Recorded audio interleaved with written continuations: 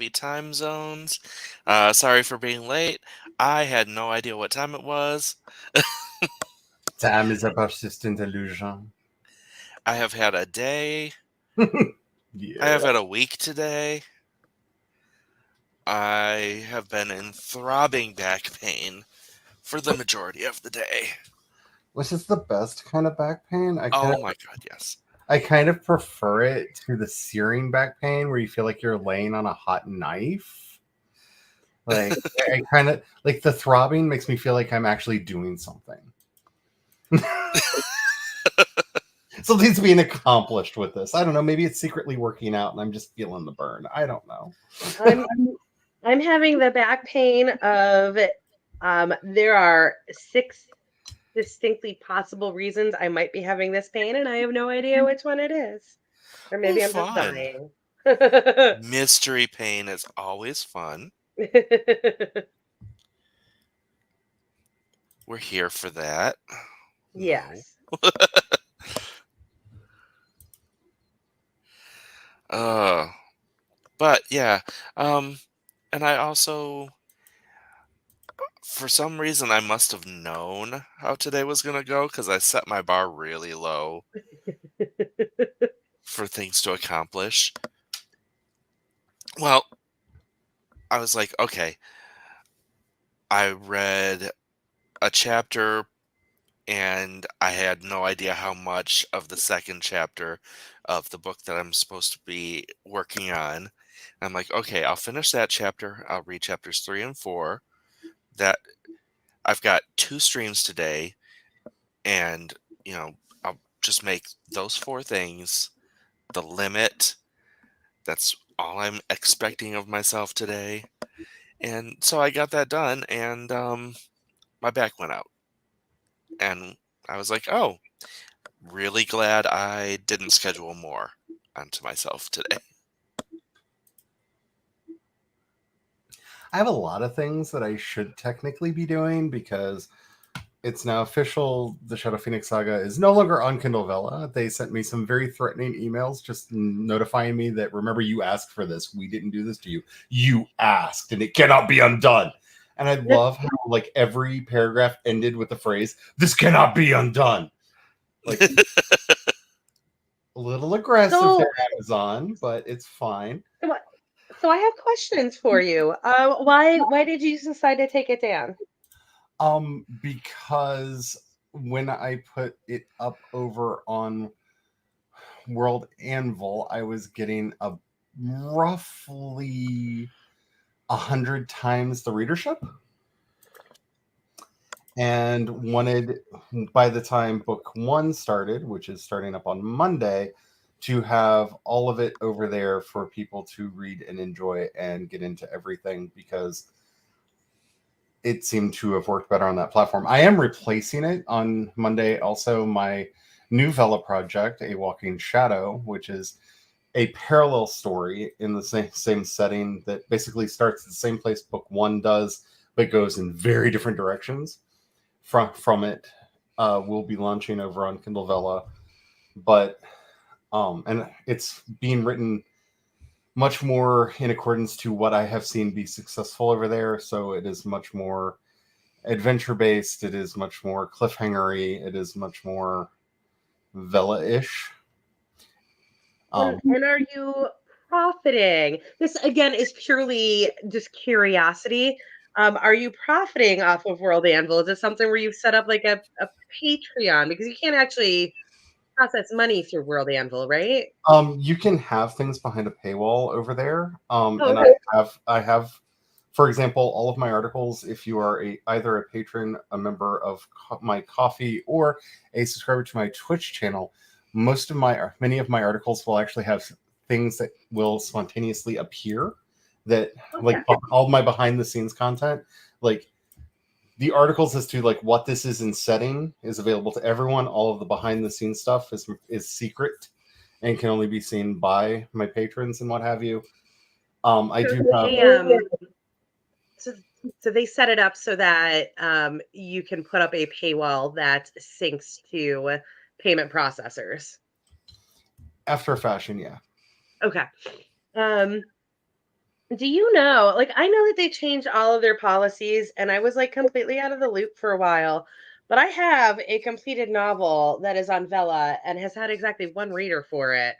What is the deal now with if you want to publish it as like a regular novel? What It do you may have to be do now? it may be published as exactly one novel as long. What? Oh no, they're very clear about that. So, for example, say you wanted to do a collection, which some people do, where they release both a book and then later an anthology of a collection of books. That story cannot appear in both of them if it was on Vella. It can only appear in Okay. one. You can only, and they're very specific, weirdly specific about it. It can only appear in one novel. So And then do I have to remove it from Vella? you can even have it in Kindle Unlimited and on Kindle Vella at the same time. That was gonna be my next Yeah. question. All right, awesome. I don't like, you know what happened was I looked at their I was like, okay, I could figure this out for myself. I know that they've changed a bunch of things. I could figure this out for myself. And so I went to the updated TOS and I was like, there's nothing here, and now I'm scared. But it's because they just don't give a shit anymore. Yeah. Except for the exactly one novel. Got it. The other thing that's kind of weird about it is they want it to be a collection of no fewer than 10 chapters. Okay. Oh, so then, okay, so can you have it as like part one, part two, and part three? Or do you have to, yeah, you understand what I'm asking, right?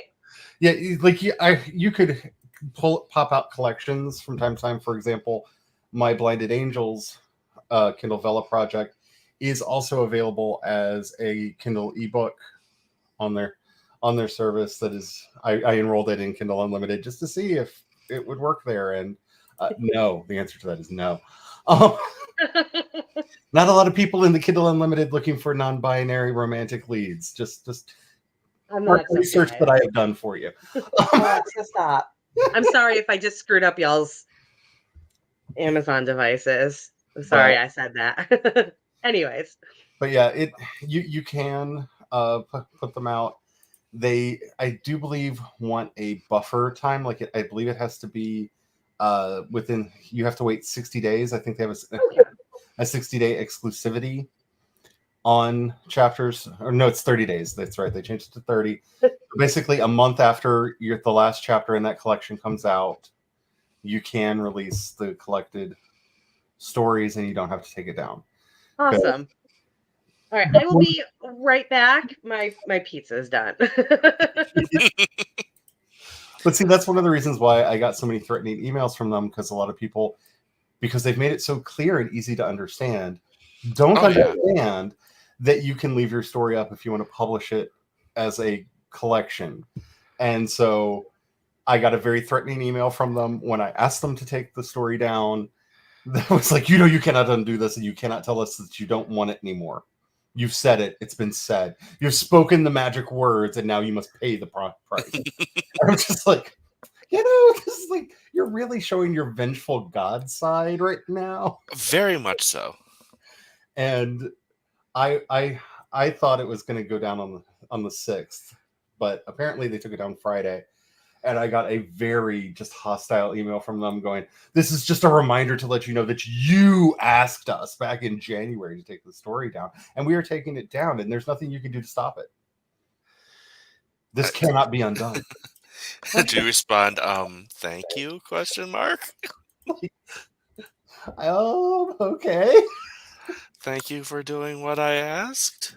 Thank you for being extremely hostile and aggressive about doing the thing that I asked.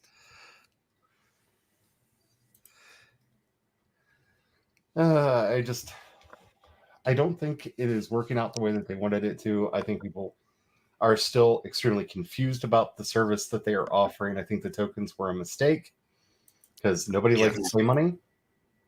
And the fact that you have to buy into play money to play in the system, I think that was a mistake on their part. I also think that they're finally like telling people it exists, which is good. You can finally read it on your device. I think they finally rolled it out to Android, because I believe Kat said she has it on her phone now too.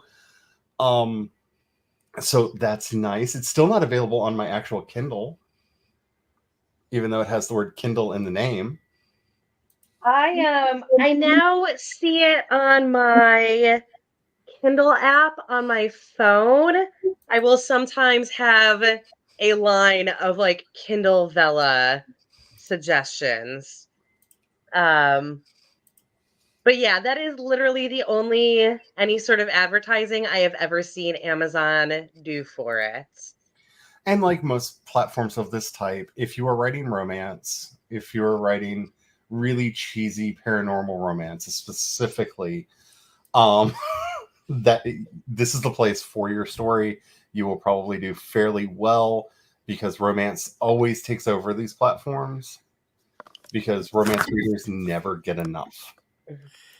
So that's something else. Like I have been on a couple of the other platforms as a reader, and all of those just send like push notification after push notification after email after push notification, and they push really, really, really hard to remind you that they exist. And like it is irritating, but also I have a feeling that might be the only way that this really works. Yeah, Kindle is not doing any of that. I mean, the proof is in the pudding. Like, I have two stories over there that I have not been pushing because I do not have new chapters going up, and right now, and I feel it is weird. Well, one was about to be taken down, so I didn't want to push it, and the other one I don't have new chapters going up right now, so it feels weird to be pushing it. So they are getting precisely 0 reads, and I'm still getting a $10 bonus for both of them for the month of February.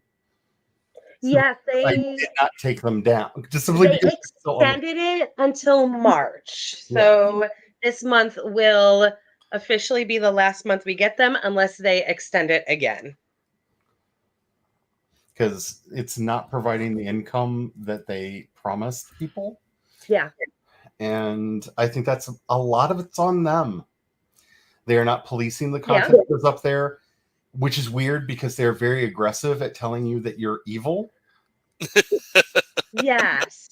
Like if you remember the drama I went through because I accidentally uploaded one chapter twice, and it took me like a week and a half to find that out after they locked me out of my KDP account over it. I got super lucky because I did the same thing and the reader notified me directly, and like I was able to take care of it and everything was okay, and it was, I think it was right before it happened to you, and then everything went to shit with yours, and I was like, "Oh my god, I am so lucky." Yeah. Late, and then of course they're letting people post public domain stuff over there and stuff that they're just ripping off of Wattpad and Radish and Royal Road Oh. without the permission or compensation to the authors. So the usual shit that they allow. Yes, and my personal favorite is if you, and the one thing I will say is just surprise release your book.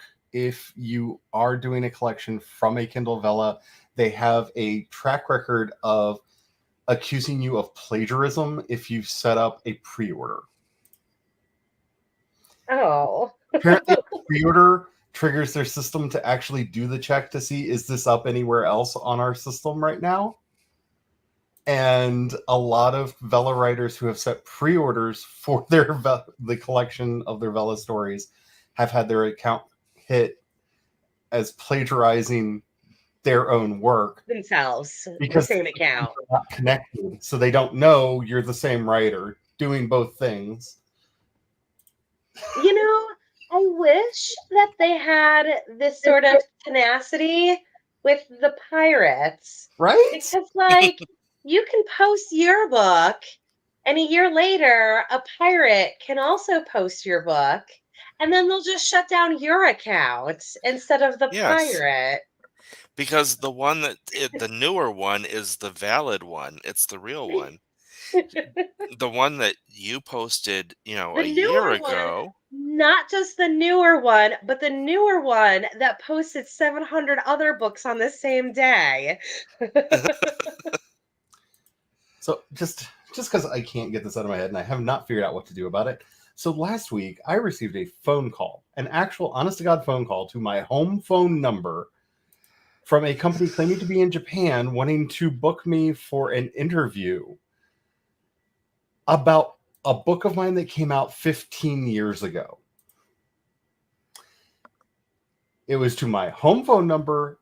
They had my name correct. They did misgender me twice, but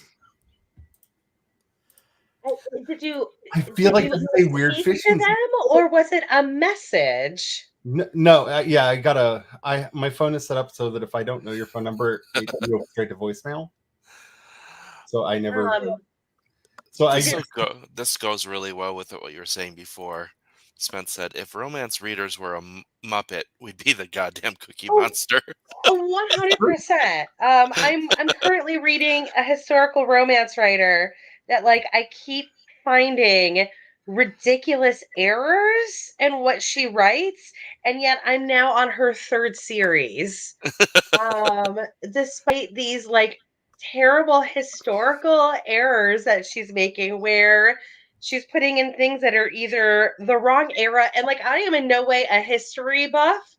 So I am not the person who notices these things, or like some of her characters are using Australian slang from that time period, and it takes place in London.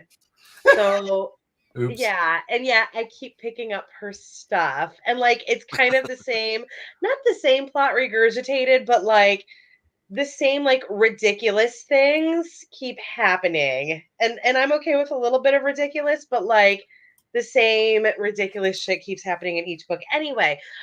Charlie, did they give you like a there was a company name, right? Did you Google the Yeah, company? I've been trying to, but the one with when web result did come up, my Japanese is not so good, and the Google Translate on it was a Yeah, Google Translate of a Japanese pay website, which is notoriously easy to read in English.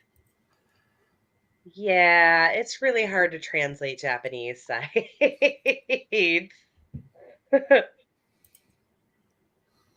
It's just I'm more freaking out of how did this company that I've never heard of Did get you a home phone number? did you also like look on Reddit for information about this company? Oh, I definitely should do that. Yeah, because Reddit is a really good place for like whether things are scams or not. Um, I feel is like I it found and like an here's amazing another thing, specific fishing. because this book is 15 years old.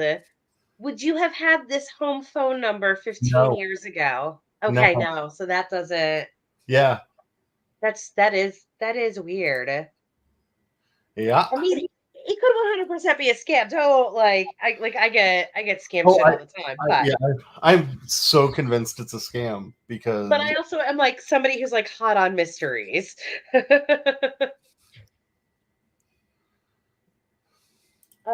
Yes, as Sven says, Reddit is Google for people who want accurate information.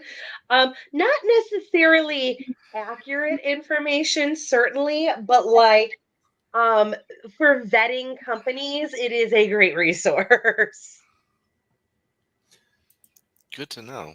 I was just Um, wondering if anybody had had a similar experience because it is freaking me out. Like I said, more because like how did you random people get my home phone number? Because I don't give that out. I have a Google number that anything that I sign up for, I put in the Google number yeah, for that, so I'm not giving up my home number to anyone.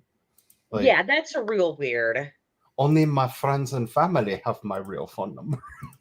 And also, Spence, one of the historical inaccuracies that bothered me was absolutely them using an inappropriate dance for that time frame.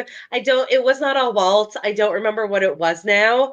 But it like super irked me because it was a 1600s dance and the book was in the 1800s. Like it was absolutely out of vogue at that time. And there are dances like it's not like there are hundreds of other dances they could have picked from.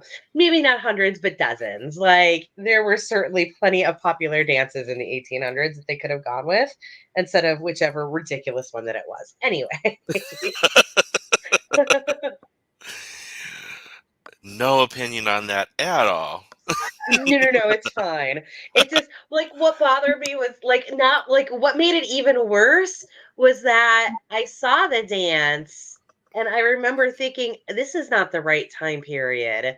And so I Googled it and like I found people doing that dance in period wear and like it just like ruined everything about that story because it was a very the character was supposed to be like very macho, like running a gaming hall sort of guy. And he was doing like, and like, so now I had this like completely ridiculous outfit attached to him with like, you know, like goddamn stockings and shit.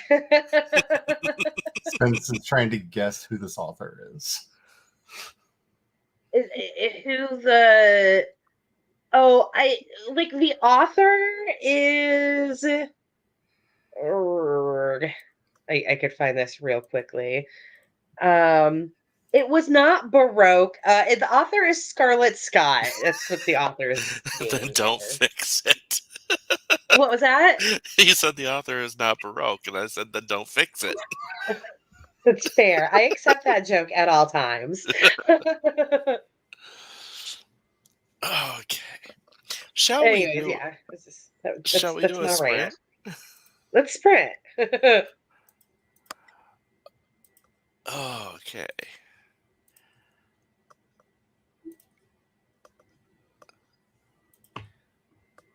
All right. In three, two, one, go.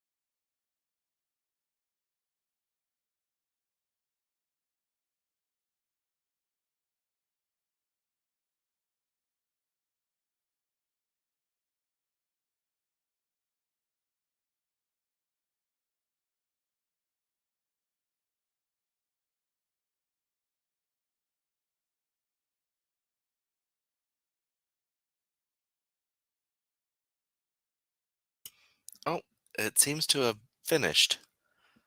I wonder how long that's been done.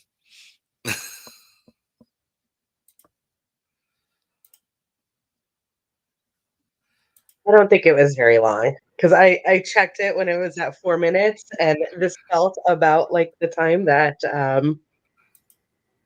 this felt about 4 minutes later. It felt like it to me too, but you never know. Well, Yeah. you do know, but you don't. I was just listening to my favorite Swede talk about the new album that's coming out in a couple days. So I have no idea how much time passed. That's fair. I was eating pizza, and somehow that also made me lose track of time because when I checked it and it was at 4 minutes, I was like, oh my God, I thought time was about up. So time is a challenge right now. Yes. Time is always a challenge for me, in all fairness. Yeah, Yeah. Time is a persistent illusion. It's funny because I can write so fast, but I can't do anything else fast at all. I'm slow at everything else I do in life, but I can write some fucking words, yo. I wish I could. I mean, I've got stamina and I can get word counts, I can get a 6K day, but it is an entire day. Right.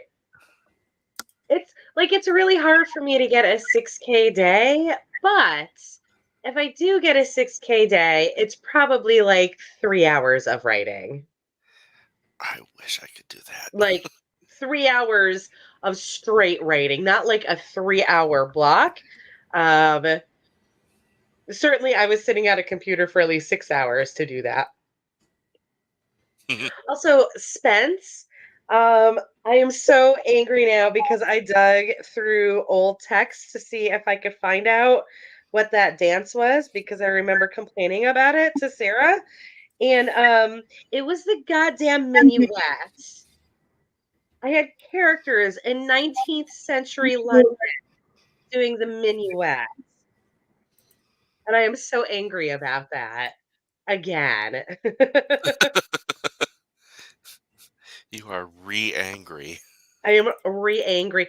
Oh, and not just about that, but because in order to get through that, I had to sift through a wall of text of me being really upset about Bridgerton. So like it was just reminding me how much anger I have in my life. In addition to like all of the other anger I have in my life. And eating pizza. I So really want to perhaps, be writing. I'm just afraid to open my outline after yesterday. Still, so so perhaps you need less anger in your life. I would like less anger in my life. Although I realized I I'm moving to Florida and they have medicinal. So I can have less anger in my life. Um Legally and easily.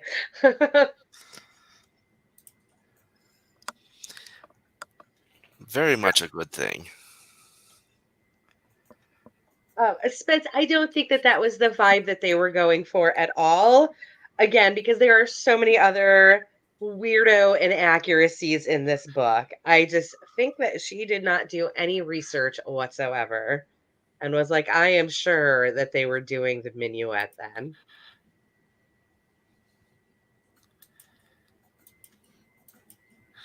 The minuet in G spot. Yes. I must say, just for anybody writing anything that takes place in Maryland in the 90s, it's hard to underestimate the presence of swing dancing and promenades for some reason. I just talking the other day about, oh my God, have I forgotten the name again? That weird, it's almost like I guess it's in between like swing dancing and like hoedown. that was really popular in like the early 2000s with hipsters. And I am blanking on the name again. And I was talking about it with a friend, and she was like, I have no idea what you're talking about. And then she just started naming a bunch of line dances. And I was like, no, it wasn't a line dance, it was a style of dance. Um, Well, the 90s is when Swing Kids hit, and it hit hard. yeah, yeah, Oh, it yeah. hit so hard. And This it was post Swing Kids. it it caused such a resurgence of that whole time. Yeah, And I feel like this would have been the kids that were like slightly too young for swing dancing, and so they had to like push back with something even more ridiculous. Um, I don't remember what it was called now. Oh, Contra. That's what it was called. Contra dancing. Oh Which was yeah. also yeah.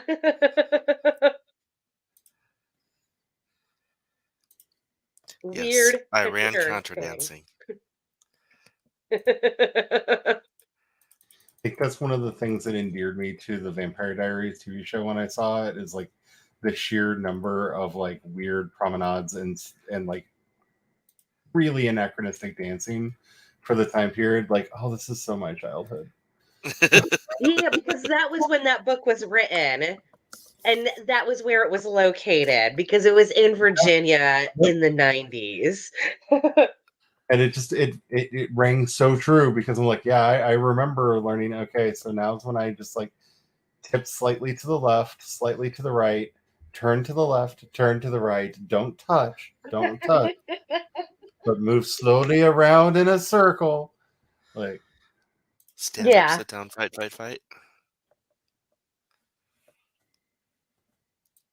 Just me? Do you like trumpets? Because that is all you will hear on the radio for the next 3 years is trumpets.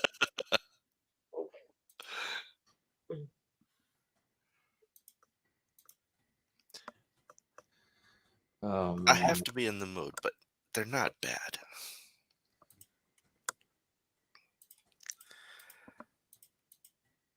They're I have trumpets. I don't know. Like, because I was in band, I have a visceral reaction to trumpets, not because of the instrument, but because of the assholes who play them. hi, I was a Um, trumpet player in school, and I what can was that? confirm this.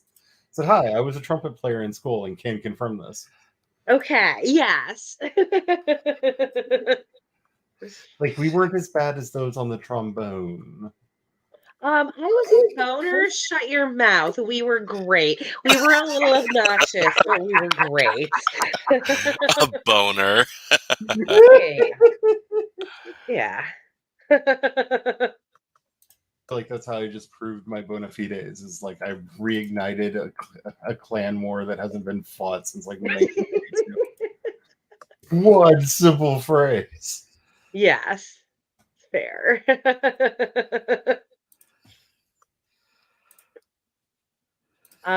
Y'all are just jealous because we got to hang out with the tubas. Which is a thing that happened. Yeah, that I and do banging not flautists. I do not know this strange world of brass gangs. Um, Marching band is a real weird entity unto itself. And again, like as evidenced by this conversation, it is universal. I don't understand how it is. It just is. This Um, and I can like say that with 100% certainty, not just because of this conversation, but because I was also in the band sorority. I mean, marching band is kind of like the real Model UN, where every instrument is its own country, has its own traditions that are somehow passed down, but no one quite knows how or why. Yeah, And we all have to share one world together, but believe that we should be the one dominating it. yeah, It is a very strange place. yeah. I feel like always the weirdest thing. Like, not just because they are the weirdest people, but like the fact that it is so regular The tubas. Like, there is a universal set of tubas, and I don't get it, but, like, no matter where you are, the tubas are the same. And a saxophone Fucking player has insane. and a saxophone player has yet to be born who does not think that they are the sexiest thing alive. Oh my god, why are they like that? It's like, but why though? But Because Kenny meanwhile, G the said only so. way they could even cop a feel is if the boners played underdog and they had an excuse to throw one of the flautists in the air. And then they all got to cop a feel of the exact same flautist. What is wrong with you? But like, we facilitated that. It is what it is. This conversation is so weird. It's, I mean, anybody who was in marching band can confirm that this is all like absolutely. All that it was. Hmm. And it gets even Yep. more fun because as somebody who went to a magnet art school, like don't even get me started about the weird tribalism between the people who were doing the pen and ink art, the watercolorists, the oil painters, and those dirty, dirty acrylics. And God Yes. help you if you knew the stoners, because you had to smoke pot if you were going to be in the photography class. Like if you were going to be in the photography track, if you did not smoke pot at the beginning, you would shortly therein. It was mandated. It was required. I believe you couldn't get a credit in photography if you had not smoked a lot of pot. So I got the somewhat unique experience of going to a school that had film degrees in both the art department and also the communications department. Um, and even then, like, it's crazy seeing the difference between these two people because, like, the people who were in the communications college were going on to be film directors, and the people who were in the art school um, knew how to do deadly negative scratches. I have friends in both, and I, at the time, was a valid person to tap frequently to do student films. And like the experience of those two student films were night and day. And apparently it was universal. Like, no matter who I was with, if I was with arts college, it was going to be one way. And if it was communications college, it was going to be the other way. Deadly negative scratches. And every like person who made it all the way through to the end of high school that I went with that was in the art department, they are all tattoo artists now. Every Yeah. single one of them. This is their fine art. Like they all had dreams of gallery shows, and now they're just like putting minions on people's backs. I mean, I ended up being a cake decorator, so I can't judge them too harshly for that. And yes, that is a very specific example from a friend of mine who was very like highfalutin about like they were going to be the next Monet. And she keeps posting her pictures on Instagram of the latest minion tattoo she's put on someone. That's a thing in Oregon right now, at least in the part of Portland that she's in. Like Oh, people keep coming in and getting minions. And I don't know yeah. why, because I would have thought that would be over by now. That's exactly what I was gonna say. When you initially said Minions, I was like, "Oh, he's channeling like 5 years ago," and that's Oh, okay. no. No, Um, I feel like they oh, were given a subtextual meaning to a specific subculture that I oh. don't know what is. You mean like my pineapple tattoo? Yeah. Like I just feel like they mean something, and I'm just not with it Yeah. enough to know what it is. And maybe that's a good thing. I don't know. Or maybe they're all like 50 somethings who still think that Minions are cool, and they are just now coming around to the fact that like there's literally no reason to not get tattoos anymore. I don't like pain. How about that? I mean, that's fair. Um, I don't mind pain. The way you said that. I mean, it's not fun. I I don't suffer mind through it. pain. It's not. And like last time, so like I will say the last time I got a tattoo was like right after the parlor opened, after like, everything was shut down at the beginning of COVID. So it was just me and the artist in the parlor. So like I got to have a far more candid conversation with him than I usually do, because usually there's like a whole herd of people and like I don't want to ask dumb questions. Um so like I know all about how tattoo guns work and like their different needles and everything, because that's who I actually am as a person. And then there was that whole conversation of like, I just don't understand why like all of these people just like don't feel this at all. And he's like, they all feel it. I can see them breaking out into sweats and they're just acting like they don't, but they feel it. Like, thank you.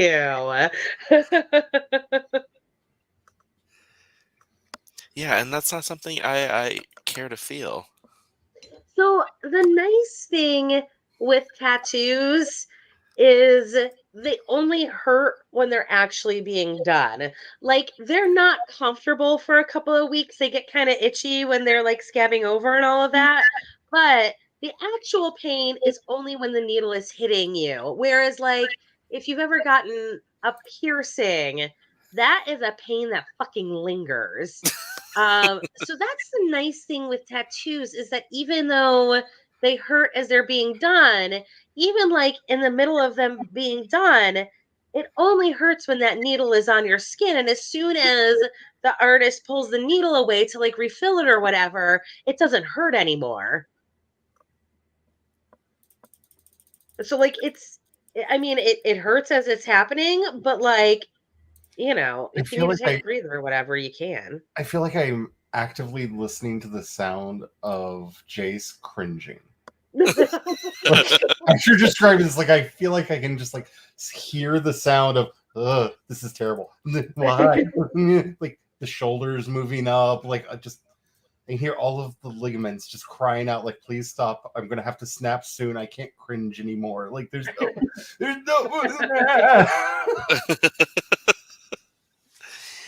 No, it's not that bad. I as far as needles are concerned, puncturing is not a problem for me. It is searching under the skin. It is what? Searching under the skin. Oh, Um, oh, I mean that doesn't happen at all with tattoos. no, that's correct. Um, That'd be I, I, terrible. I need to not I mean, look, maybe in but prison. But Mhm, I need to not look when needles are mhm, going in, but I'm fine knowing they're going in and mhm, everything. But yeah, if I have deep veins and if I'm giving blood or you know there's a blood draw and they have to fish for the vein, good night. I don't know if I can get it on camera. Yes, this vein right here is a Uh-huh. lie. There's no actual blood in that vein. So that's the vein that they always go for because it looks so pretty. Um, and then It's they so like tempting. keep trying to tap it and nothing happens. And like every single time, I'm like, just so you know, like you're not gonna get blood from me. Like it's gonna be weird. And they're always like, oh no, no, no, I know what I'm doing. And like I have full confidence in them. I think that when they say that, they fully feel like I am being ridiculous. And of course, they're not going to have any problems because I've got prominent veins on both sides. It's like my veins are real easy to hit. There's just no blood inside them. as somebody who was viciously attacked by an angry nurse with a needle when I was a child, no, just no. Yeah. That's the only reason I do not have tattoos. It's just the thought, like, I hear that mad woman screaming. And I'm not saying it was entirely her fault. Like, I was a little shit and I would not, like, pass out because Sleep and I are not friends, no matter how much Mhm. anesthetic they put in me. And she just got frustrated and Yeah. just started repeatedly like, hand around it in her fist, stabbing me. She had to be pulled off and ended up losing her job over it. But uh, Yeah. And I will say again, like this isn't telling you guys you're being dumb about not getting tattoos. Like that's not my point at all. But I will also say that it really the sensation doesn't at all compared to an actual like injection or blood draw. Like it's I don't know. It's I guess because it's not going that far, but it's a bunch of little needles. It feels more like a slice, but not like that. So like that to me sounds horrifying. It doesn't even hurt that much, but I don't know. It's weird. Like it is a different sort of pain. Like I would have if I didn't actually know what the process was for a tattoo, I would never know that it was a needle happening. Hmm. Yeah. Again, like, and it absolutely hurts. Like, again, I'm not claiming it doesn't. It's just a very different, like, when you hear it's a needle, you think it's going to be one way, and it's not at all.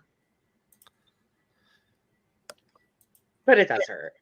Again, I'm not pretending that it doesn't. Villainous angry nurse screams. Ah! I, when I was younger, I had issues with my tonsils, but the way that it happened, it kept looking like I was getting mono. And so for like the first like 4 or 5 times, every time the doctor tested me for mono just to make sure because I was the right age.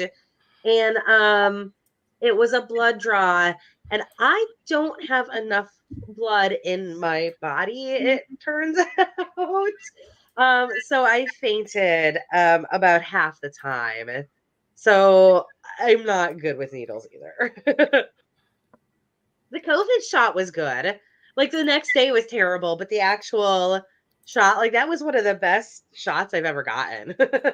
I remember the first when we got our first shot, sitting in the car because it was at a drive-through Mhm. spot because we got it in January, and I remember looking at Brian and just going, "Was that real? Like, I don't Yeah. think you did anything. Like, did you see anything actually pierce the skin? Because I had to look away because angry nurse screams. But like, did Yeah. anything actually happen? Like And I then felt it, but it felt more like so again because I also sew a lot. I know this sensation very well. It felt a lot more like a sewing needle like tapping my skin as opposed to like penetrating any appreciable distance. Like it felt more like, when you just get a needle stuck like in the very surface of your skin and it's not a pain so much as it's like a very slight sting. But yeah, I was like, our, oh, that's crazy. our theory was that because it had to be kept so cold, that the shot itself may have been numbing Mm, that because could the be shot a good itself part of it. because the content of the shot itself was so cold. I do know that part of it is also just the bore of the needle is tiny for that. Yeah. Um, which I don't know how that compares to other shots, but I just know that it was an incredibly thin needle. Yeah, my second shot of the series, I did not feel the needle go in. Nice. I I feel was like like, wow. I feel like they had my number at the second shot because they just distracted me with a really cute guy in uniform who just like talked to me through the whole thing, and I'm like, I can't stop looking at your beautiful blue eyes. Yes, tell me more. What's going on there? You're done now. I'm like, oh, I have to leave. Like, no, you have to go over there and sit down. I'm like, damn it. But why? But why? I like the attention of the cute guy in uniform, but I have problems. We all have problems. I got mine done at Kroger, and it was the same person both times, and she remembered me because of my tattoo. The best thing is, my husband went through the line after me, and we just sat around and dished about the same because we got the shot from the same cute guy. That is one thing. Well, I guess bi and pan people can have that thing too, but gays and lesbians have that unique ability to both dish on the same person. Like, oh my goodness, like it's just And so also cute. understand that there's nothing Hmm. threatening about Right. it. It's so cute. I did that with my ex all the time. I was like, "Oh, look at that," and he's like, "Oh yeah." Mhm. Yep. It is one of the most fun parts about the relationship.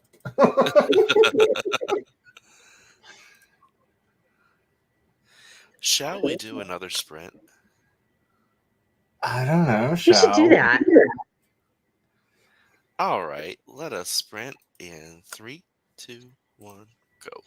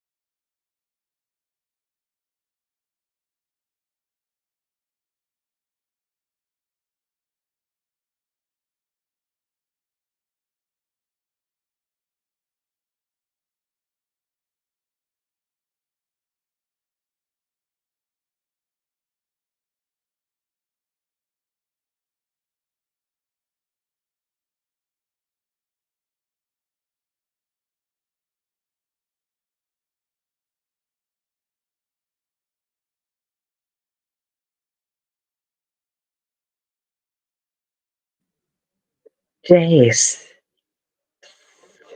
Yes. timer's up. I see now. How long has it been up? I feel like it's been up for like 2 minutes this time. Oh, wow. Yeah, because I'm pretty sure you started it at quarter past. And I just happened to notice that it was 37 past and was like, wait a second. We were really into the sprints. We'll go with that. Um, I couldn't possibly tell you what I even did with the last 20 minutes of my life.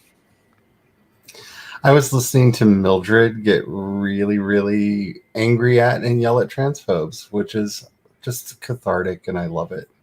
Yeah, sounds good. it took me a second. I thought you said trans folks. Well, they do that too, but only when we deserve it. And some of us really deserve it. Yeah, sometimes. There's an asshole in every group. Nobody Oh, is perfect. yes. Yeah. I'm also checking out because I loaded Twitter and Twitter was like, "Did you know we offer newsletters now?" And I'm like, "You do what?" And What? yeah, apparently they own a company called Review, which is like as in like a performance that you put on, REVUE. Oh, okay. Yeah, Review by Twitter, where you can do those like Substack monetized newsletter things and stuff. And I'm fascinated that this world exists. I don't know that I will ever be a part of it, but I am fascinated that a world like this exists. Right. And just like reading their like, here's how awesome we are stuff. Like, but why does anyone want this? I feel like that about a lot of things in the world. Why would I want to devote time on this? Oh, it will help me grow my Twitter, my profile page. It has subscriber management, which, dude, you're a newsletter service. You better have subscriber management. Like that's your job. Like you literally have like, two jobs: subscriber management and sending newsletters to people. Like that's all you're supposed to do. Medium. I don't know. I mean, sometime in the last year, I don't remember how long ago it was, but they just started a newsletter thing sometime in the last year. And all the people in my Medium group were all excited about it. And I'm like, I don't need to manage another newsletter. This is not something I want in life. Um, if you want to read my smut, it's there, and I'm not going to yell at you to do it. I It's mean, not worth it when I get like 3 cents per read. but you don't understand, Chloe. This review thing has a browser extension where you can easily clip things and add them directly to your newsletter without hassle. Like, isn't this what you want to be doing with your spare time? Like, what is wrong with you? You could be Oh my god, monetizing all of your engagements. I feel like those would turn into such a shit show so quickly.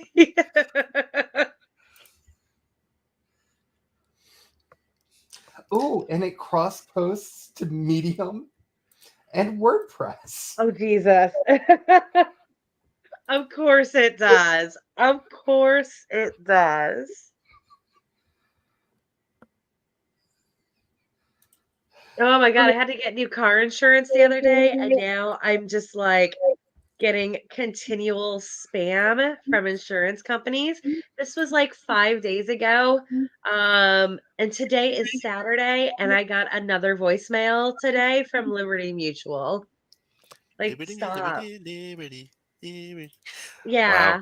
They Like are. seriously, at this point,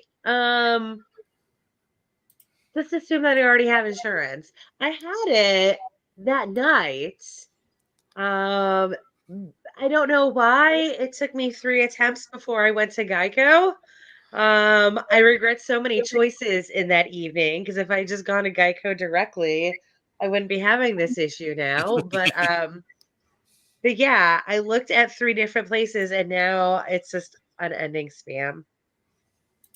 My phone is even, like, giving me on the caller ID scam likely, for these companies, even though they're all, like, legit insurance companies.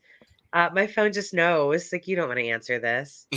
Um, and I have been marking all of the emails as spam in hopes that Gmail will be like, "Motherfucker, stop."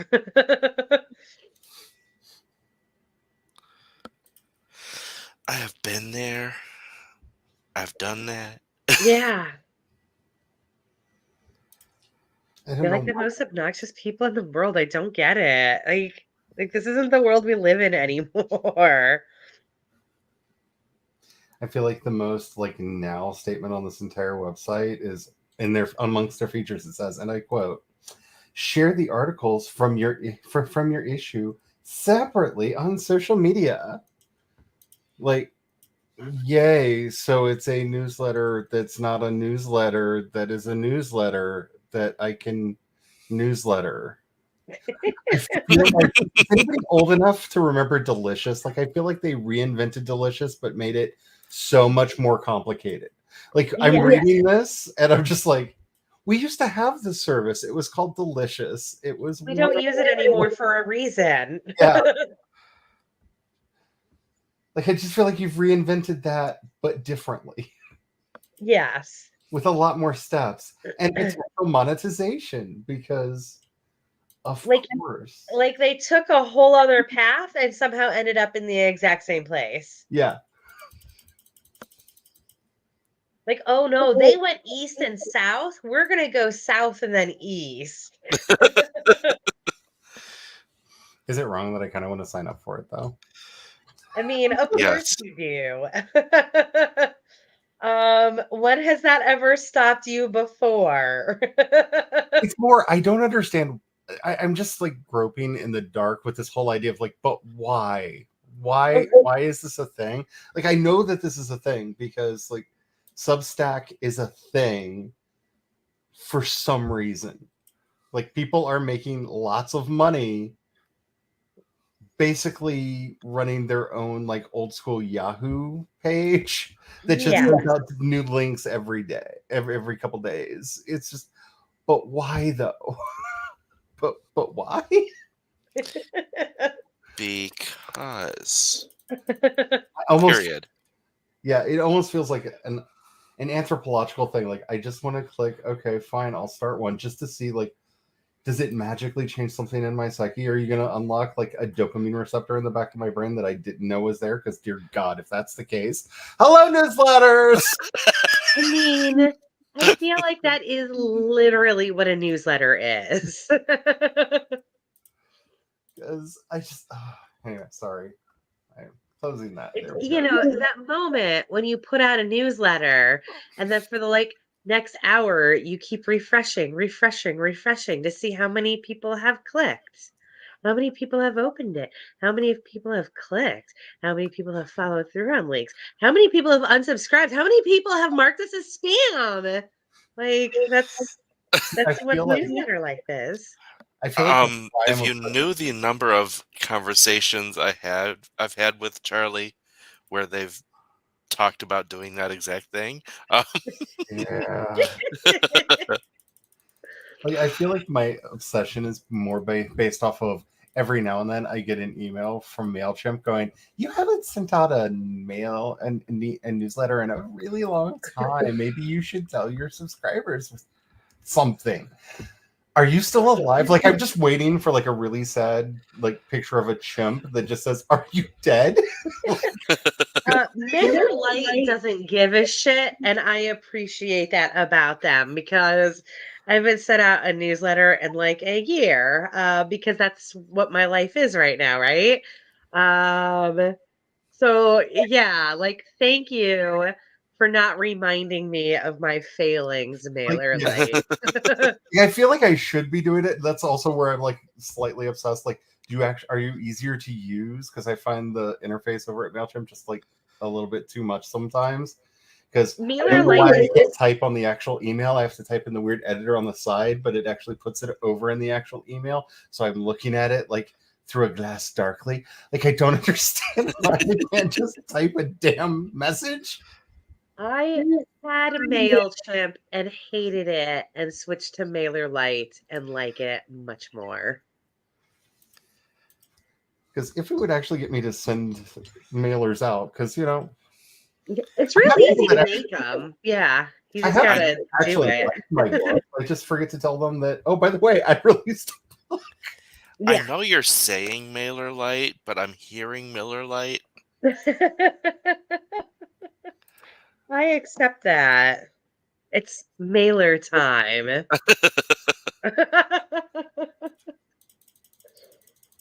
Oops, I have an account now. Oops, I did it again. Mm. Maybe this newsletter will be easier than Mailer or MailChimp as well then. That's because I don't know. Maybe I don't know. Like that's the thing is like if you can actually get me to send these out, so I literally have a book about to come out. Maybe I Yeah. should tell people, hey, those of you who said tell me when your books come out. Maybe I should actually tell them. I don't know. I know this sounds crazy, like it's radical to have thoughts like this, but I don't know how many subscribers I even have anymore. I don't even. Wow, it's asking me to log in. It has been so long since I logged in last. Oh wow, its default title is the weekly newsletter. It's like I would like to keep it that way, but like keep it that, but like absolutely do not do it weekly. You don't have high Or hopes for me, do you? change the second E to an A. I I am resisting doing that, but I might. Who knows?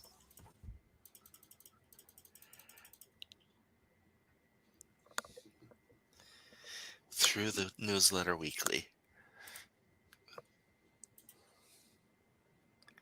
I had to change my password too. Like it knows, like, oh, it's been, oh no, that's unrelated to anything. Okay. I The got minor panic attack. I got 6 new subscribers in January. Why? From what? The hell happened that month?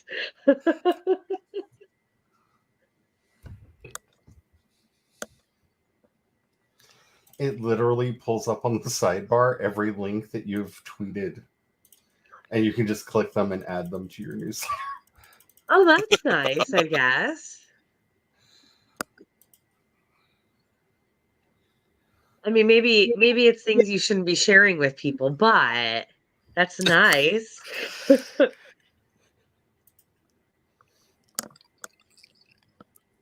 Oh, I just got the big yawn. It is that time. Doesn't feel like it's that time. I I finally went back to work on Thursday after my coronation. And I worked the last 3 days and my body was like, "Why? Why are we doing this again? I thought we were done with this." And I'm like, "No, this is actually the rest of your life. I'm sorry." I remember that feeling going back to work and the body being like, this Yeah. no, you just told me that we don't do this anymore. You just Right. proved to me we don't do this anymore. Why are you doing this now? Okay, I don't want to break the news to you, body, but like brain has failed and now you're the only thing keeping us with food and roof. Brain tried, brain failed. There is nothing left except the body now.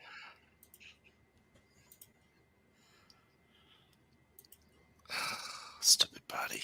Body that is going to be at least briefly homeless, and body has not figured out how to fix that problem yet, but that's okay.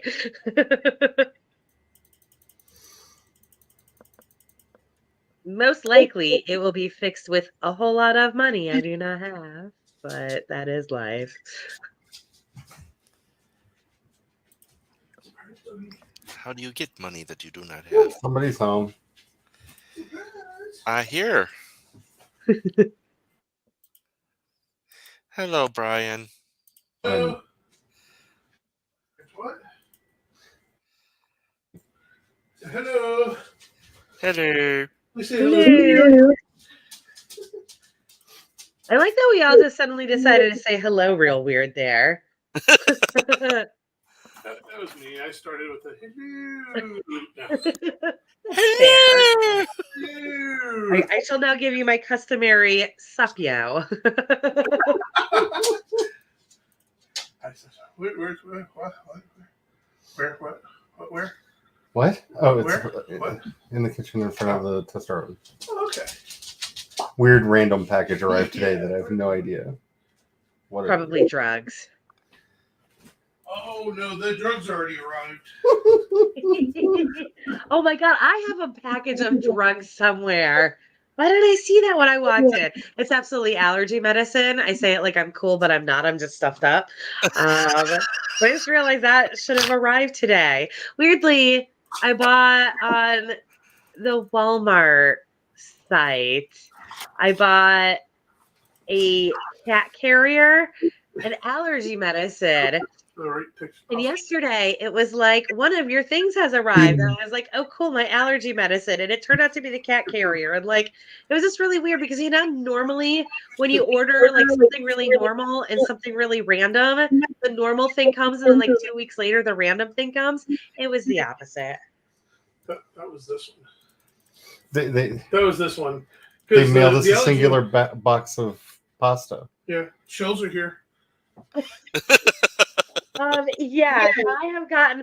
So I had an order a few weeks ago that came in 5 separate parts.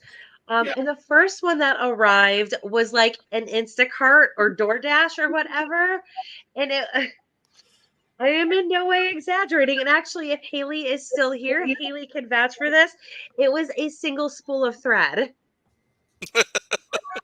Somebody drove. I mean, Walmart is only 2 miles away, but somebody drove 2 miles to give me a single spool of thread. And then, like, the next day, I believe, was a case of ramen noodles.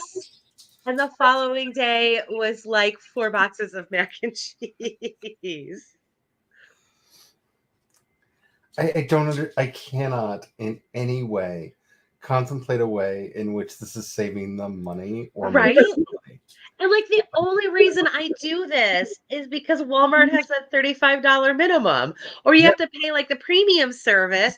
But like I can spend $35 at Walmart if you're allowing me to order $4 cases of ramen noodles. Ooh, you can set up a custom domain.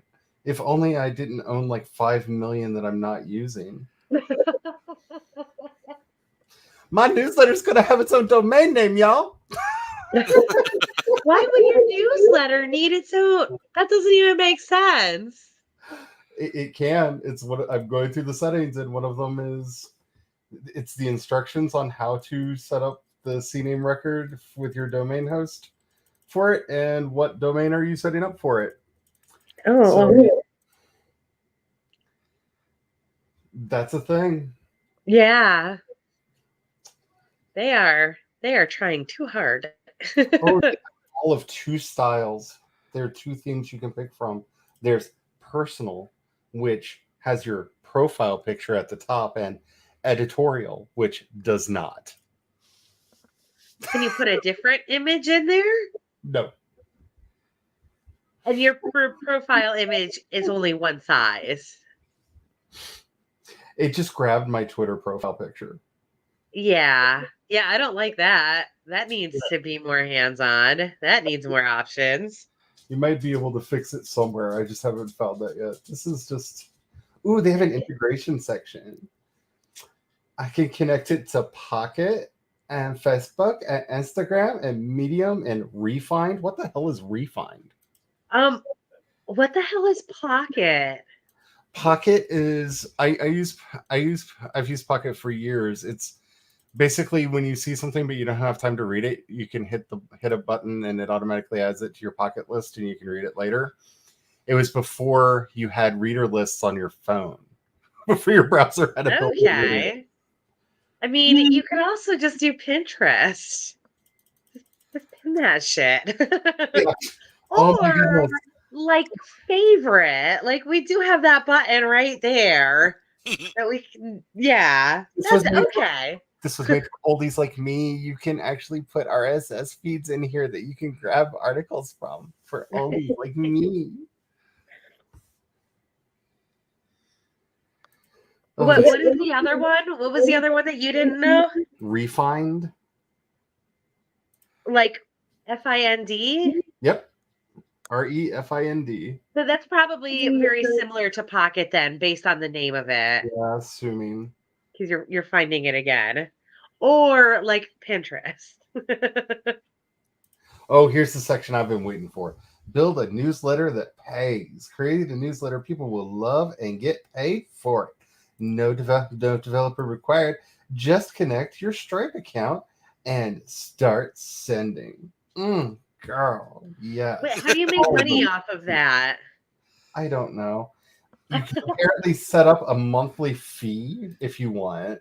All you have to do is connect your Stripe account, set a monthly fee that your subscribers will pay, and then send an issue to My paid members only. subscribers won't pay. Like, oh, and this is really fun because I can now safely say this company is not based in the United States because it's asking for my VAT number. Nice. Nice. So I don't even know. American, sir. I do not have a VAT number. Which is really funny because at the bottom under address, it's automatically picked United States. But yeah. That's weird. Yeah. Oh, wait. But the payment processor is Stripe. Yep. So why would it be asking for your VAT number, or is it Stripe asking for your VAT number? No, it's them, and it's probably because that they are going to report your income instead of Stripe. Stripe generally doesn't report your income. Oh, The company you're 100% correct about that. Now that I think about it, my whatever the hell it is came from Medium, not Stripe. My tax declaration of income, whatever the fuck it's called, that did come from Medium. It sounds like 1,001 terrible ideas, and I'm going to play with it. And that's never stopped you before. Oh, that's so wonderful. Their integrations don't work. I just tried to connect my Instagram and got actual code on my screen. Not an error message. Their actual code is displaying on my screen. So they're using JSON to set the cookie, and then they're trying to do an OAuth, but they completely rewrote it badly. I hate that I know how I can fix this code. Right. You can send them a subscription link and a dollar amount that you fix a code. Oh no, the funny thing is the error was on Instagram's side, not on their side. Instagram messed up its OAuth code. Oh, okay. I was going to say, wait, it fucked up Instagram? No, Instagram fucked themselves up. Got it. Yeah. Instagram is displaying the code for setting up an OAuth connection between them. Got them dollars. I mean, you can hit them with a bigger invoice. Dear Instagram, I know how to fix your code. Give me money. Yeah, they love it. Especially if they go look in and it's go, really easy. That one extra semicolon that you have there, get rid of it. Everything will work again. Oh my god, I love when it's something that dumb that is breaking code. Like, oh, this thing right here. Also, like, I'm not gonna lie. My favorite thing when I am formatting ebooks is then to put it into an EPUB validator. So it can tell me where the code is wrong so I can hunt it down and kill it and fix things. And like, It's one of the few times I feel like a functional human being. What's that like? Right? Not today. Put a document into an EPUB validator and follow its instructions, and you too will know what that's like. Make an EPUB, fuck up its code slightly, put it through a validator, fix the code you fucked up slightly, and feel special. Nope, I did all the dumb today. Oh, I switched over to Gmail for a second, and I still had my correspondence set up, because that's the other fun thing is the subject line says correspondence, KDP customer support. Very aggressive of you. As a reminder, this action cannot be undone. I'm contacting you to confirm your story, the Shadow Phoenix Saga, has been unpublished from the novella store from your request on January 6th, 2002. Again, as a reminder, this action cannot be undone. Thanks for using Amazon KDP. Dun, dun, dun. Your feedback is important to us. Help us improve our services. Click here. I might need to send a letter. Really quickly, CB, if you're trying to finish a novel tonight, why are you watching this stream? That is very fair. I feel called out. I am not wrong. No, but I still feel called out.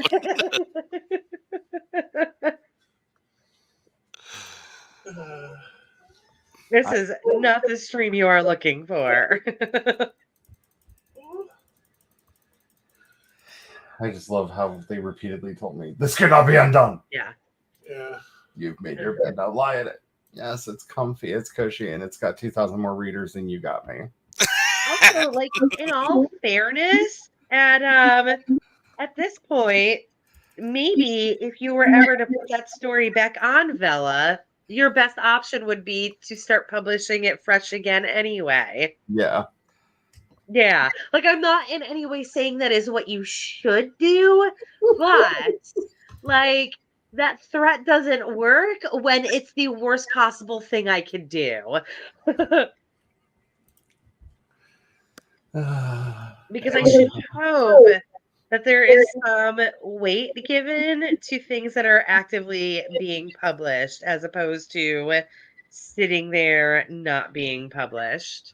I do rather enjoy how they have realized that they are the angry god in our universe, and they're just like, why are you hurting yourself by not giving in to our every demand? Yeah. Don't you know that hell is cold and filled with sadness? Come, join us. We have pennies, maybe.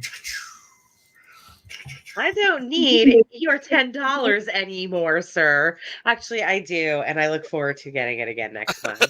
Only for me, because I have 2 stories. Also, there was that one time that I got like $70. Even though I had only made $12 in actual reads that month. And that was like my greatest accomplishment ever with Amazon. Them just like giving me a random $70. Like, oh, thank you. 1 month, and I swear it's just because of a grand conspiracy that got me into the top faved for a week. I got 240 from them. Nice. And that feels so wrong because that is so non-proportional. Like, it's so disproportionate from what how the story actually performed on their platform, but thank you. Yes. That is exactly how it felt. I got what was the highest? Oh, in September, I got $150.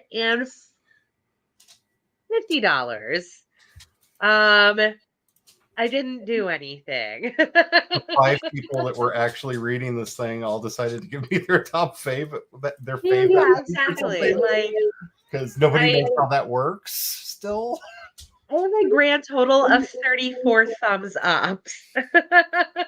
So I know you're not allowed to ask. Well, they say you're not allowed to ask for it in the author note because, and who knows if they actually have a bot that's searching for that. But they didn't say you can't ask for it everywhere else. So if you do have a story on Kindle Vella, they apparently do a multiplier to your income based on getting that top fave crown. Nice. So ask everyone you know. Like, if, hey, you don't have to read my story, but if you do, can I have your crown that week? Like, can I Yeah, have your just crown this week? Just give me your crown. sister out. It's worth more than the pennies that you gave me to buy the chapter. I just want your crown. So I was just curious and I pulled it up. And last month, without the bonus, I made $1. $1. Be Which still means that my I heart. actually made a grand total of $21.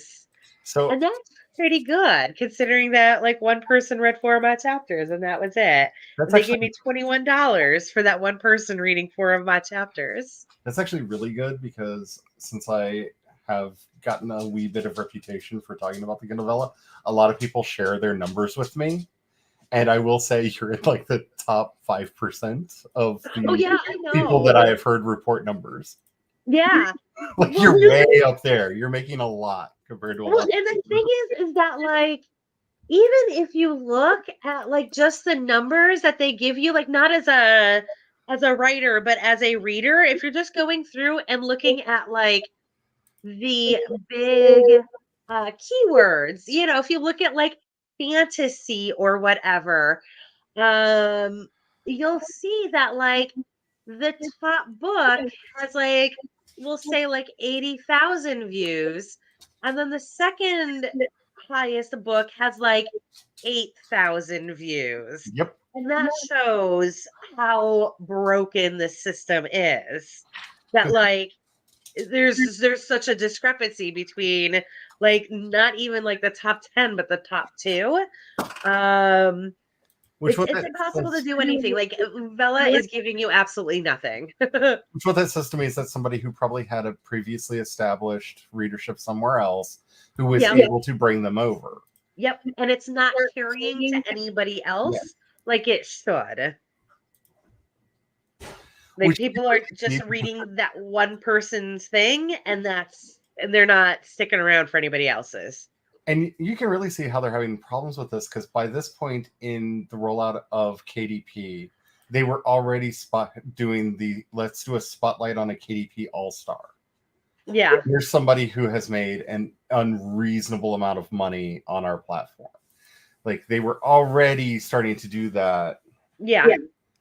with KDP, and there's not a peep out of them about that at Right, all. because there's nobody because again the people who are making any money off of it at all are authors who are already making Yep. way more than that elsewhere. They're not a success story. They're just, They I found made a way. $100,000 on my Kindle books and I made $1,000 here, right? Like they're still not, I would have loved to have made 1,000 off of my books, but like that would have been a success story. Somebody is making 6 figures. That's not a success story.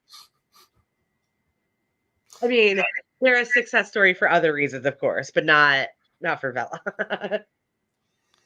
Yeah, it's I still again want one of these platforms to succeed. I am not like wedded to any of them and succeed in a way that is good for writers that aren't just writing really sappy romance because that seemed, again, I get the market for that is huge and ravenous, but it would be nice to have a platform where if you're writing mysteries, because mysteries again sell really really well, there should be a platform that can at least cater to them, right? Yeah.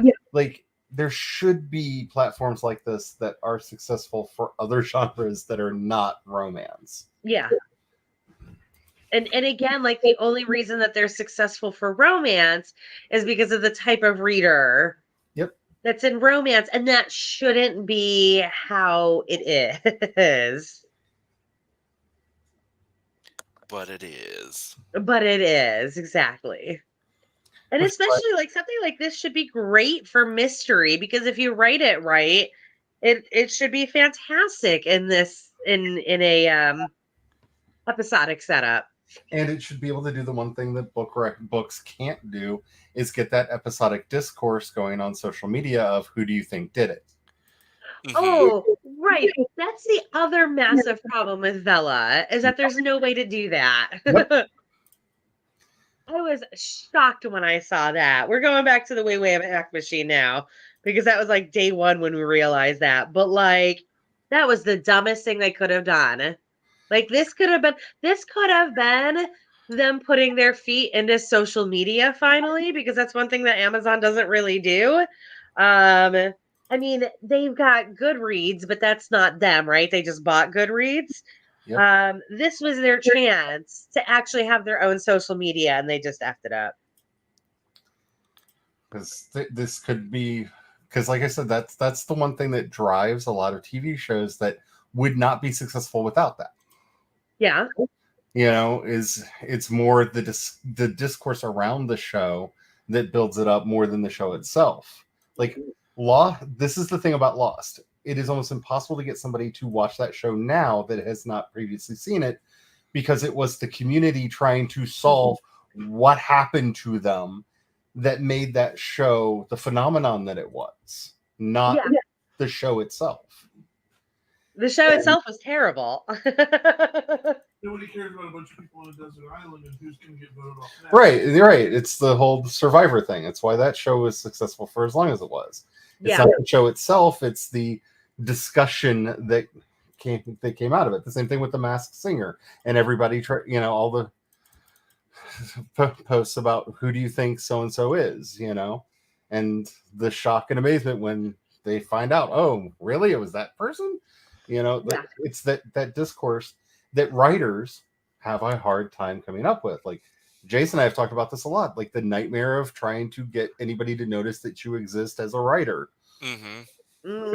And Vela could be the perfect place for that, because if you're writing a proper serial, you should be able to get people talking about, oh my goodness, what's going to happen next? Yep. Who's doing this? Why are and mystery writers, thriller writers, and people who are writing decent cliffhangers should be able to get that conversation started. And it's a platform that's actually big enough and well known enough that it can get serious traction behind it.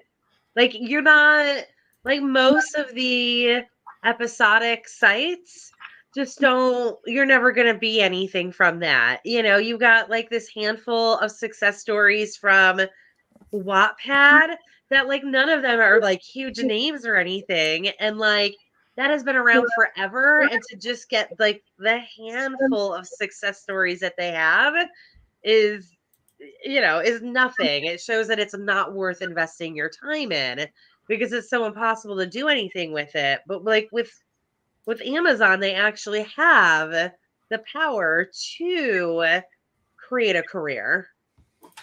And to be honest, they should be using Kindle Vela the same way Disney uses Marvel Comics.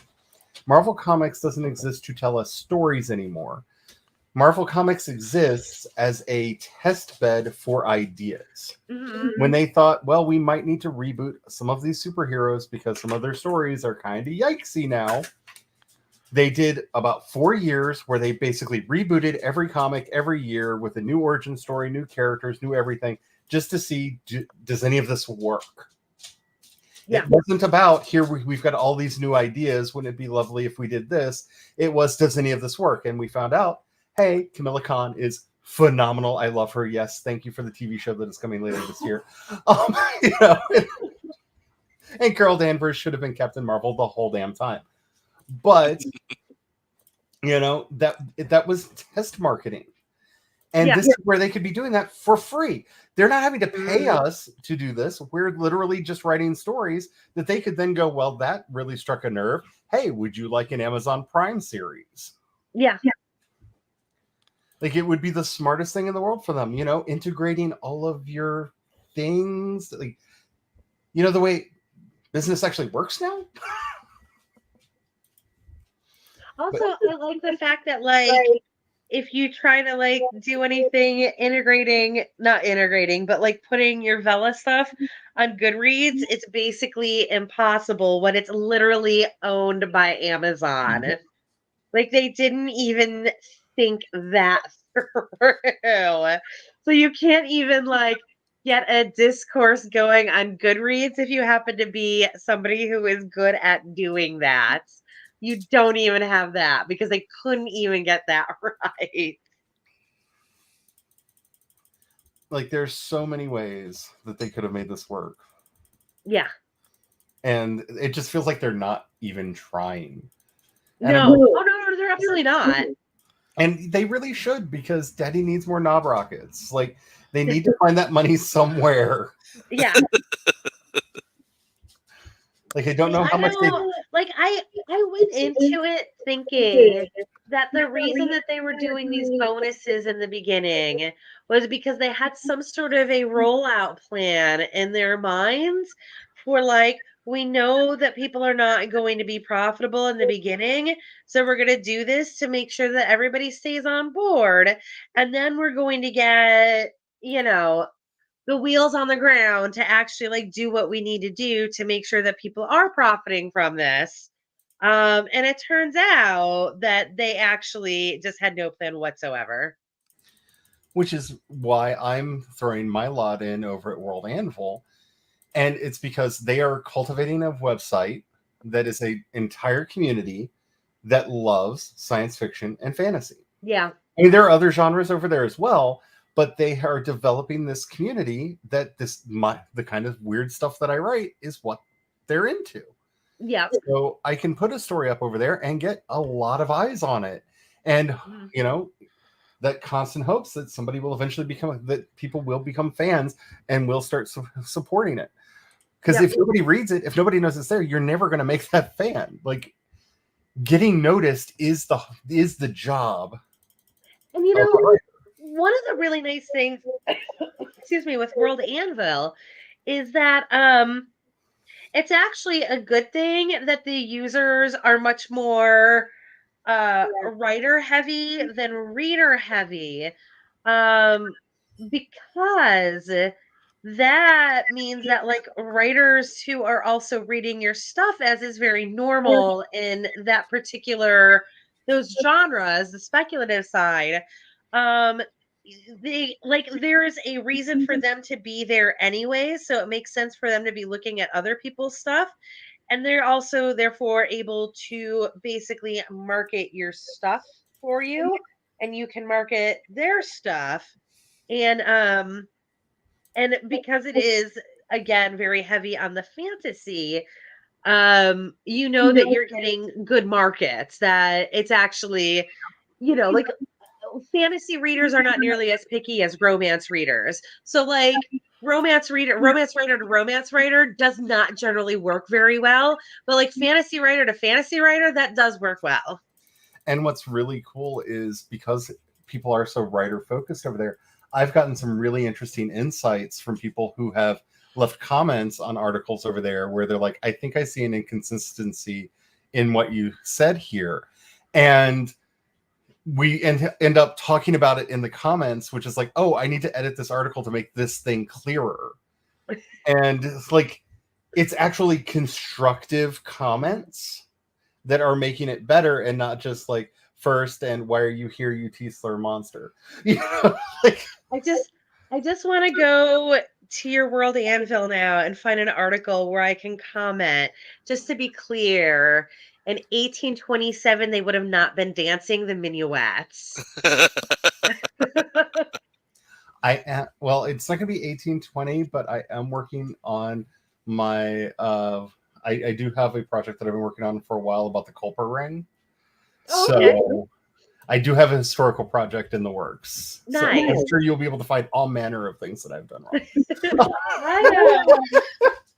I have a historical that like I was so desperate to research. Like I wanted so much to be able to research this, except for some reason nothing is set in this time period and I don't get it, but I wanted to do a novel that took place in pre-revolutionary France. And like for some reason you would think that that would be a great era for romance. It is not. And there's really not that much for programming, like for TV, except like a couple of things that were done specifically for Marie Antoinette. Um, and like I just want something that I can binge so that I can, whether it's reading or watching, so that I can make this a bit more accurate. It's also fantasy, so like it doesn't need to be super accurate, but and like there's time travelers in it and stuff, so like I can excuse anything, but like I desperately want that to be fairly historically accurate. And it's almost impossible to do research without doing the like nightmarish sort of research of actually like reading history books. And I don't want that in my life. I am obsessed with Agent 355 and who she was, and I have very strong opinions about who she was. And yeah, but of course it's me, so she's also going to be a witch because it's the only way I can justify some of the things that she got away with. Like, I cannot imagine a human being being able to, like the historical woman that I do believe was probably Agent 355. Like she literally, like she single-handedly rescued like over 1,000 POWs from the prison ships in New York Harbor. How a woman do this in New York in the 1770s? Like, how did she get away? Yeah, it's nuts. So is that the what you're writing then? Yes, yeah, I'm obsessed with her, and yeah, that's the whole thing is I will absolutely read that. because I'm just convinced that she had to have access to magic because at one point she got caught by the British and literally talked her way out of it. Like, yeah. How do you do that? Like they literally caught you red-handed. You literally had 3 escaped soldiers, American soldiers with you. How did how I mean, we have no record of how she talked herself out of it. just But putting it out there, but probably with being like, oh no, I only have a lady brain. I don't know what I'm doing. I have a lady brain. Like that would have absolutely worked back then. she was the first person that the Continental Congress actually reimbursed for their work as a spy. And Love it. no idea. And I just like how her story is not known. Like when they finally found out who she was, they literally came and set her house on fire, and she carried her 3 children, one on her back and one in each arm, as she escaped from New York. Like a mama possum. Yes. Like, how do we not just everyone? Yeah, CB, I have done so much research trying to find things that are like easily digestible from that time period. And there's nothing, and I don't understand why. Like you occasionally get little snippets, like there's a bit of Outlander that takes place then, but like it has proven way more difficult than I thought it was going to. Um and I'm perpetually stunned that there's not like actual romance. Like that, I don't know. To me, that is absolutely a time period that I would love to read a romance set in, and I don't get it. I feel that. Like it says also the same with like you very rarely get American stuff. If you get American stuff, it's early 20th century. Um I can't think of a single series that takes place in the US before the 20th century. Occasionally you get like American characters in the British ones. No, I can think of one. There is a one series and it is like, oh, other than the Western stuff. But like for East Coast stuff, there's one series that I could think of that was 19th century, but it was extremely niche. It was like Jewish community. It was good. It just was like a weird niche category. Yeah, I don't. I'm always surprised that there's not more like spread. Now there's a bit more Viking stuff because I'm assuming the show Vikings, so we see more stuff taking place then. But other than that, it's like British Isles, and that's it. See, I think the Gilded Age is going to have that effect because I am obsessed with that show, and so many people I know are obsessed with Yeah, that show. And New York in the 1880s, it's yeah, such a different time period. It's the thing that I keep trying to bring up is this is right at the dawn of what is known as the foppish era of New York, uh-huh. when it was technically not bad to be gay in New York. Right. Ish, a little bit. Like there were open gay bars in New York in the late Mhm. 1880s, and people would go there and watch the drag shows for entertainment. Yeah, All of the ball circuit is born in the 1880s in New York, and straight couples would go on dates to watch the ball, yeah, the gay balls. Like it was such a not the time we think of when we think of the 1800s in our head. And given the cast of characters, I feel mhm, like we're going to get to see some of that on mhm. the show because they've already introduced some queer characters onto the show. And one who was actually very instrumental in the creation of the balls, who is played by Nathan Lane, to no one's Nice. surprise. So yeah, I think that might change things because it has that elegance that Victorian fiction Mhm. has, but most Victorian fiction is set in England because we don't think about all the just insane things that were happening over here. Yeah, and we absolutely had it too. Like that is where it's like the only thing that is different between us. And like I do understand that it was a huge part of like the historical romance. But the only thing that we didn't have that they had was the royalty, the I mean, with the peerage. actors and Peerage is the everything, term that I'm looking yeah, for. Peerage. you not have peerage, But we but you did have certainly the old money. had the money.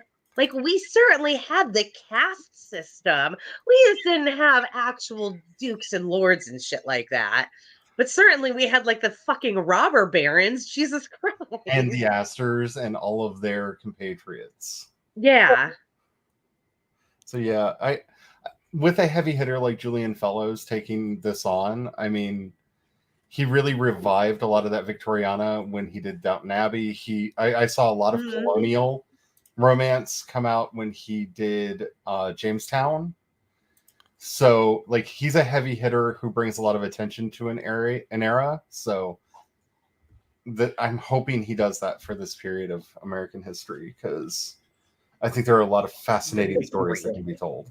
Yes. CB, I will check that out. Jace, are you still alive? Because I feel like you haven't said anything in the last half hour, but we might not have given you space to. I haven't had space to, but I also haven't had anything to add to this conversation. It I'm is sorry that we outside took of my over like purview. this. I don't MC mind at all. takeover of Jace's channel. It is a thing we do.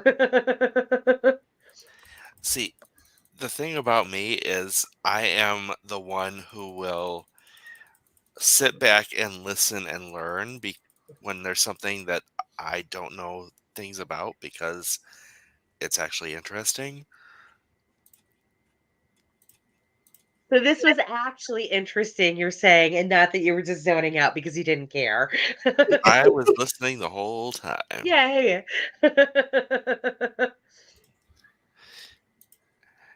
I'm And I, looking I up this mean that a little chaos right now because I've never heard of that. But if it's Alan Rickman, it must be good, right? Oh, There it is. he yes. Right. um, can I? I Oh, kind and of Kate Winslet. kind of wish he had been discovered had Oh, he's had on this big Netflix. break when he was younger, so we would have a lot more from him, or that he was still Mhm. with us and we would be getting a lot more from him because he did a lot of roles that one I still like CBGBs, which I don't know that I like that movie or love that movie, but oh, is he not perfect for that movie? Like, Yeah. it's so irritating to watch just because it is him. Oh, he made this right before he died. Okay.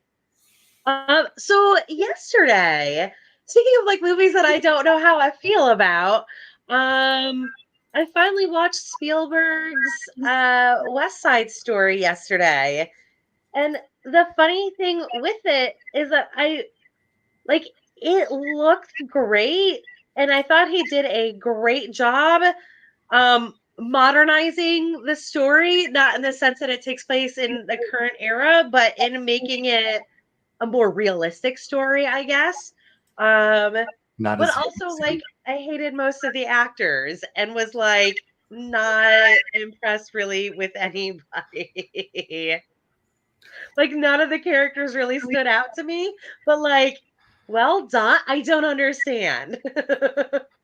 This has been my problem with movie musicals lately is, yes, I get it, your actors need to be somehow visually compelling or what have you, but it's a musical, make sure they can sing first.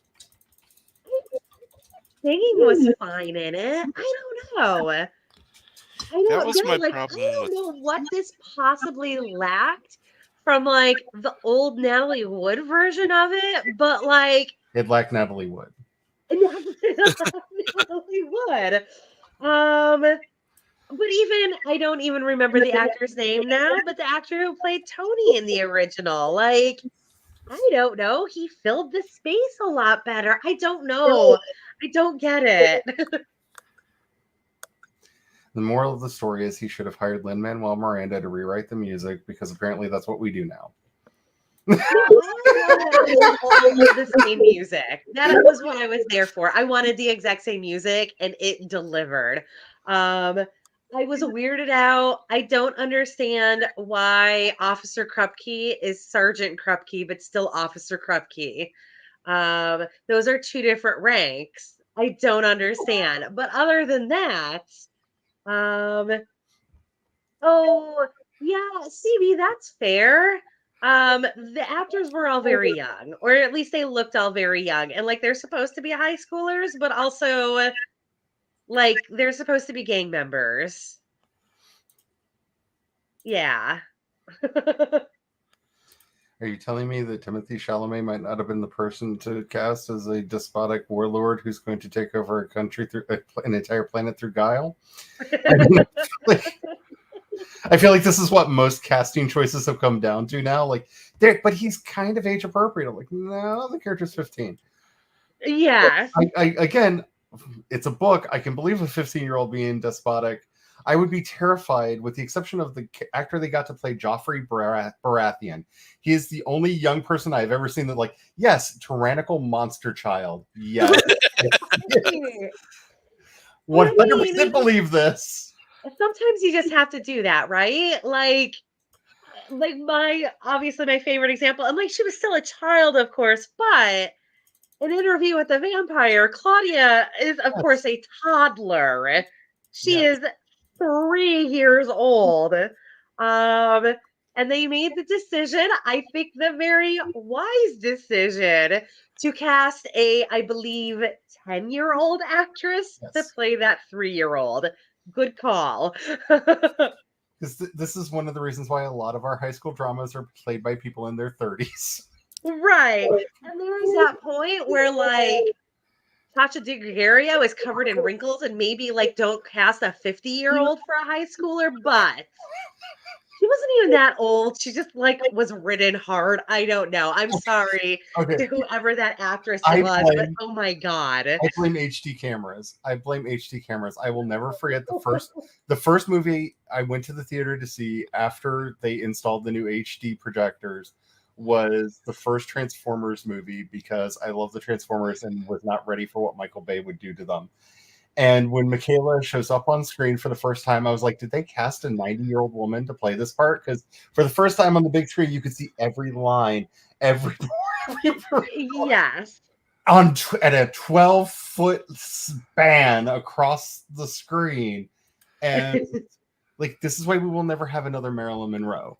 Like, the cameras had a softer focus. Like, we don't know what imperfections she may have had in real life, because the cameras did not capture this in the detail that we have now with our Right. cameras recording these things. Like, oh wow, that freckle has a freckle on it. Huh. So I just checked, and the actress who played Chacha Di Gregorio, um, I'm gonna say it like now I have to say this because I am so old, but she was only 30. So I feel like part of it is also that issue that for some reason, um, people back then just looked a whole lot older. Like there was just something intrinsically older about them because like a 30-year-old looking like that now, like what the hell have you done with your life other than meth? I mean, we have had a very worrisome like last 10 years of life. So, like, I imagine that by the time the youngsters today are my age, they're going to look like withered old hags. Like, they're just going to be Right. bags of skin and bones with gray hair, white hair. Like, it's not even going to, it's going to skip gray and go straight to just stark white. And they're going to have so many wrinkles that they're not going to be able to hold themselves up.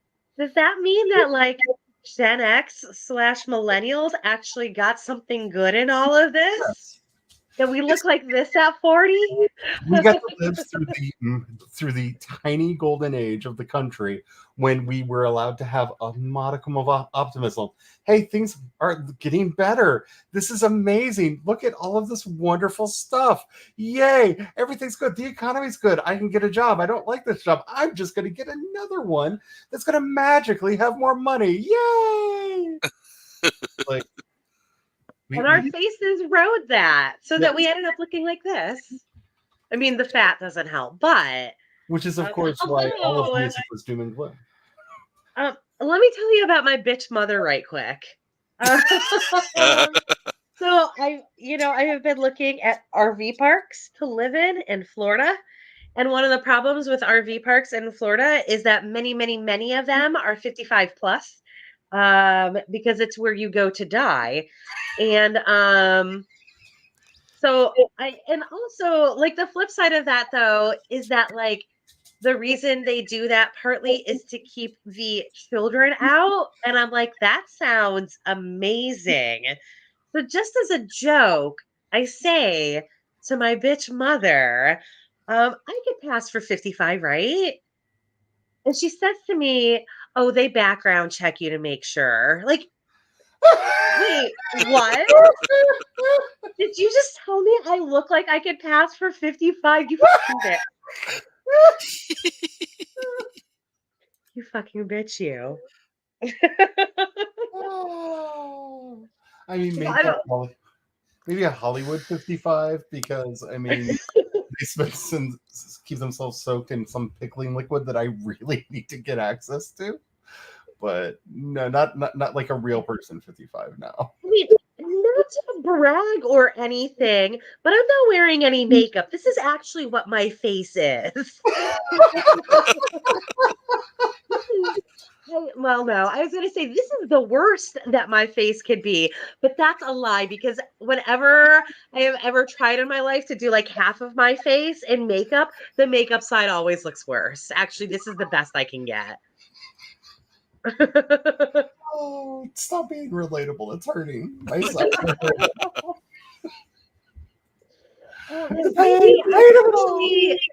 CB, I saw a TikTok not that long ago of somebody that had that same thing that it had to do with the makeup back then. And I will say that like she styled herself and she did the like makeup and everything that was like popular in the 60s, and she did make herself look much older doing it. So you are right to an extent, but like that woman's face, Annette Charles, who played Chacha Di Gregorio, like it looks like a wrinkled mess, and I don't understand it. I always go back to her. I don't know. She's just like the worst example. Like, and you compare her to what's her name in 90210 that we always joke about being yes. Um, and we joke about how decrepit she was, but like she looked totally fine in that role. We just then found out that she was like 35, and we were like, wait, no, you can't play a high schooler. But actually, she looked totally fine. When I heard that one of the main cast in Clueless was in her 30s, I totally guessed the wrong one. Who was it? It wasn't Cher. It was Dion. What's the actress's name?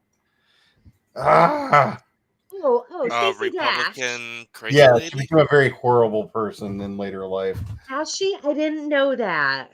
Yeah, she got very QAnon-y. Oh, Herpy.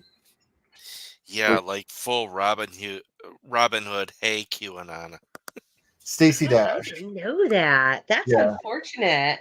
Yeah, Stacey Dash. She was in her mid-30s when she did that movie.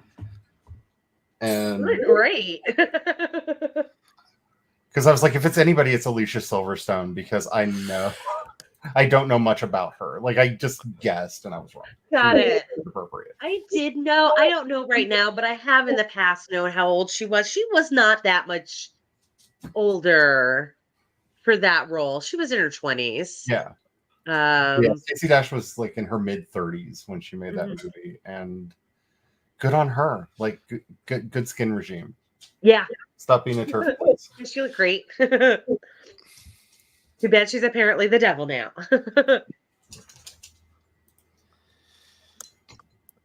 All right, I think Oh, do you now? we should probably end this. Yes.